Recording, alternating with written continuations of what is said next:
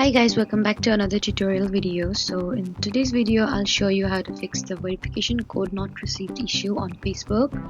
So if Facebook is not sending you the verification code by SMS or email, just follow these simple fixes.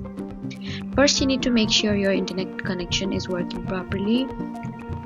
If the connection seems weak, switch between Wi-Fi and mobile data and then request the code again. Next, you need to make sure you enter the correct phone number or email address linked to your Facebook account.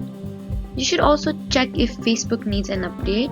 For that, you need to go to App Store, search for Facebook, and tap Update if it appears. If the issue still continues, try reinstalling the Facebook app.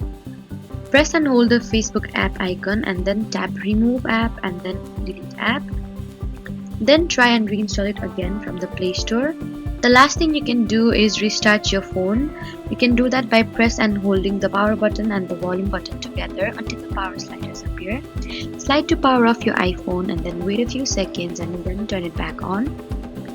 Lastly, the problem could be from Facebook's server. If the servers are down or under maintenance, verification codes may not be sent properly. So those were some easy ways to fix verification code not received issue. Don't forget to like, comment, subscribe for more helpful tutorials. Thank you for watching.